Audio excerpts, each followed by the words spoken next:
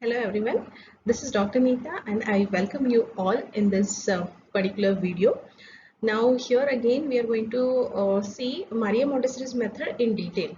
Now this particular PPT is having more than 40-50 presentation slides, so that's why I will go somewhat faster.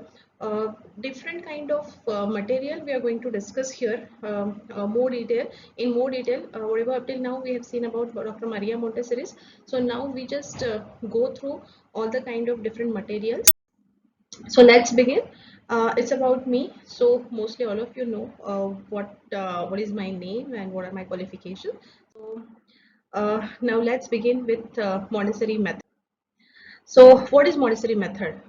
Natural development, creativity, problem solving, critical thinking, time management, uninterrupted concentration, children in touch with environment. These are the basic things that needs to be inculcated in the Maria Montessori's method. Whenever it comes to the classroom, just see in the picture what kind of arrangement is there. Up till now we have seen many times I said center station, center station. So these are the stations wherein actually kids may have that apparatus, and they may solve their own problem.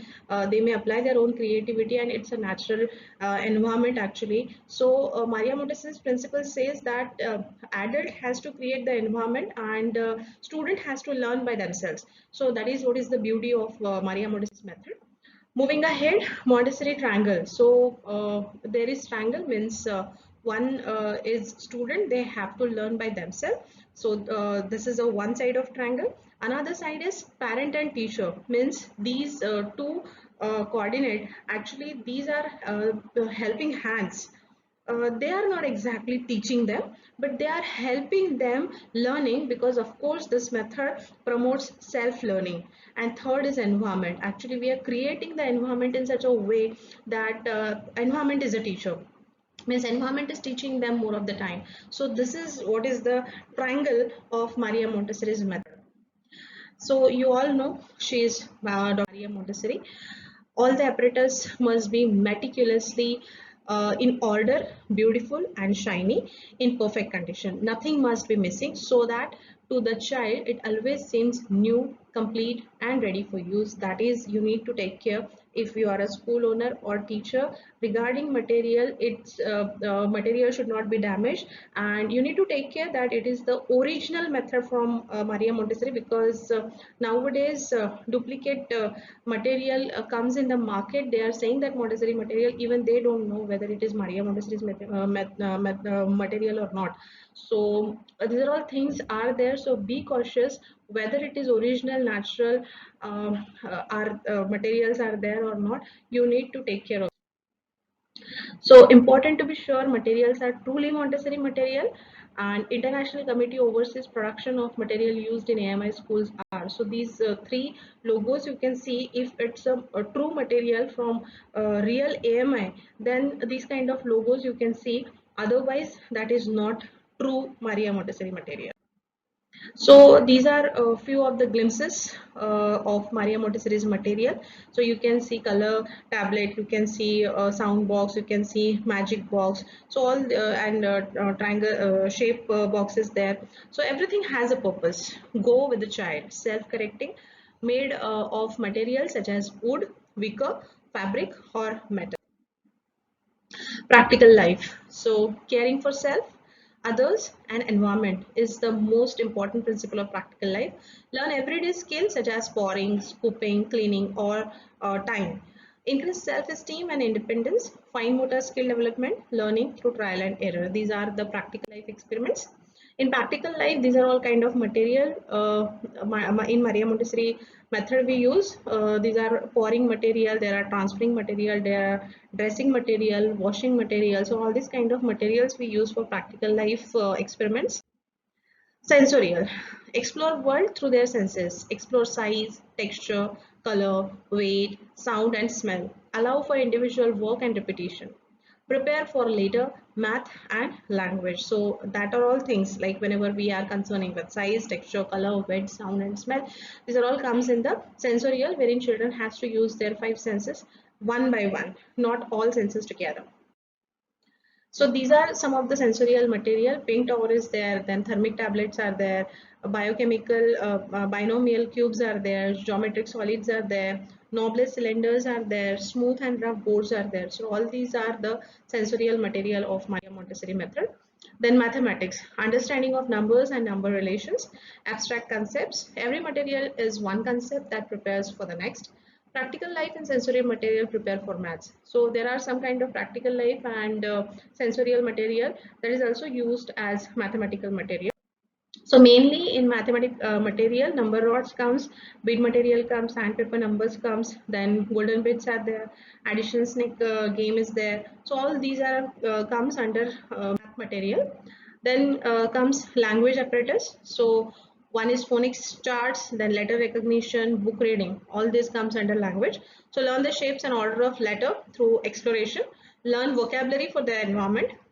Learn to hold and writing instrument as well as the art of writing. So these are some kind of language materials. You can see sandpaper letters, movable alphabets, writing insets are there, reading cards are there, first charts and box are there, then grammar symbols are there. Then culture and geography related material, which promotes an understanding of the physical world, understanding that the earth and environment are shared with other and the culture. So material in this is who am I animal cards, then globe and puzzle map. So these are some geographic material. Music related material, which enhances understanding in all the subjects other than subject area. Learn rhythmic sounds, promote creativity, and of course help for developing fine motor skills. Then monitoring water activities. It can relate to practical life, pouring, when to stop, knowing a glass is full. Maths and measurement, science, what happened when soap or coloring is added. So all these kind of activities, water related activities are there. What is the purpose? It develops motor skill, it enhances concentration, and of course eye hand coordination, hand to hand coordination, focus level, fine motor skill, gross motor skills, everything will be developed with the help of this kind of exercises. There are some household material also, wherein basin, shallow or deep, then beads, sponges, ping pong balls, whisk, a ladle, strainer, glasses, measuring cups. These are all also a part of household material in Maria Montessori's environment. There are some activities wherein mix beads with water, practice of pouring through drainer so that beads are separated from water. Whisk can add soap, spooning floating objects, pouring, water with sponge, and wringing out. So all these kind of activities actually you can take under this household material.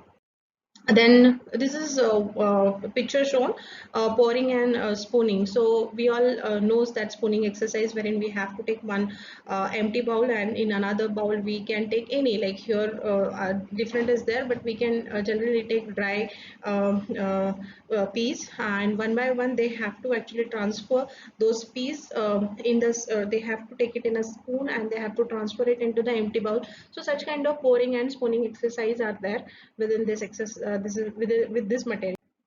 Then pouring back and forth, enhance control and coordination. They can work independently. It help in developing independence. Self-help skill. Then learn way to clean up. So all these kind of benefits you'll get with this method. Spooning method, I just explain you spooning method. So practical life station, what all things are there within the practical life station is practice pouring water from pitcher into cups, practice using the line on the cups, practice pouring water from cup to cup or pitcher to pitcher, use raids, provide to clean up spills, and practice spooning rice or corn.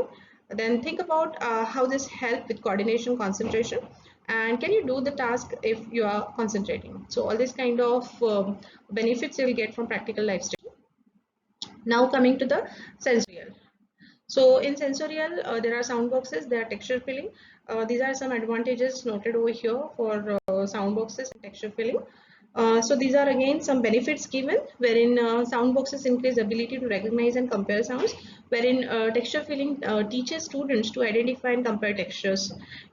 Sound boxes promote self-confidence and independence, wherein texture filling increases vocabulary used to describe what they feel like, whether it is smooth or whether it is rough. And sound boxes require focus and concentration. So these are some benefits of sound boxes and texture filling. Then coming to the snack time. Basics about snack time is it can be eaten at any time of the day, have a space for children to prepare it, use real material, and children serve and clean up. So students learn to see themselves as a member of the group whenever they are doing or involving themselves within these kind of activities. They can move carefully, they can focus, complete sequential steps. They will understand. Then they will concentrate. It make them intelligence because they have to make some decision. They have to solve some problem.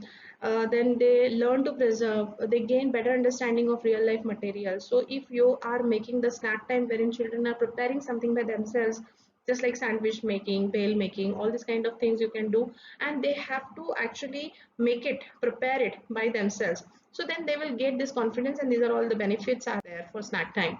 So at our center, work with other students at the center to prepare a snack, help each other set the table, cut the apple and pour the drink.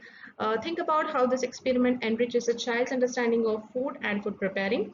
Don't forget to wash your dishes when you are finished. Next is the Montessori approach, guide to using clay in the classroom. So why clay? It helps children develop control and coordination through handling, help develop fine motor skills and muscles, precursor for developing skills for cutting, develop appropriate hand and finger control, and builds appropriate hand muscles. Children learn that every material has a purpose and are able to explore that material within the controlled environment. It has not the method which produced the great changes in the children so much as it was the great changes in the children which produced the method. So working freely within limits. Children determine a goal or objective for working with the material.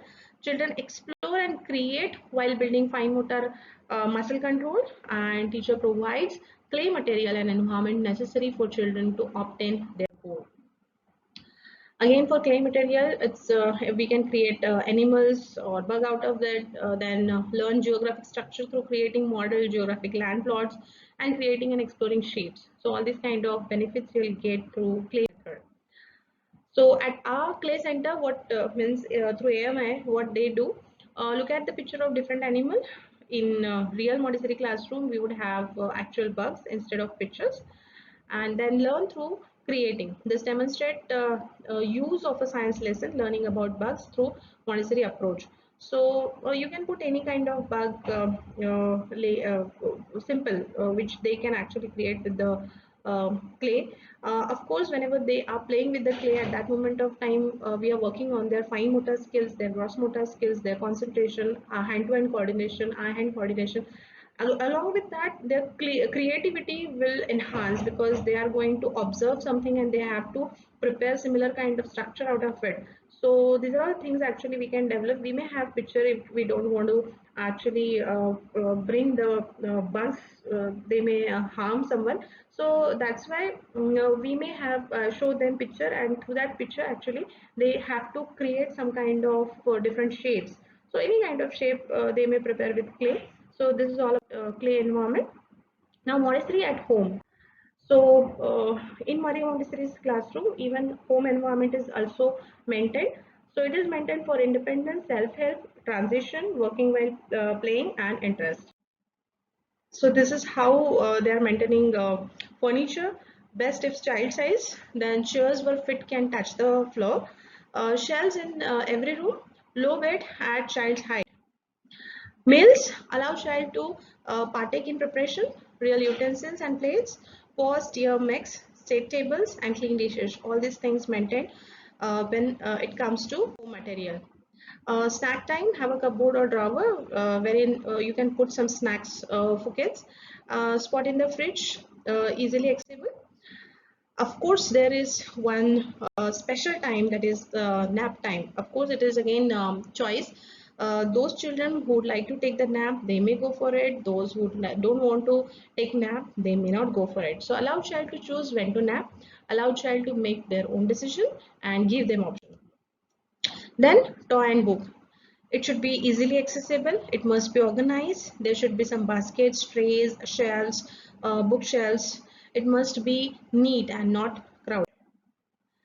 Art, Q-tips, then cotton balls, tissue papers, crayon, colored pencil, markers, pen, paint brushes, papers, these are all things must be there within art corner or art station. For practical life, dishes must be there, beans, rice, silverware, buttons, zip lacing boards, shoe polishing, ironing, soap and water for washing. So all these kind of things must be there within the practical life.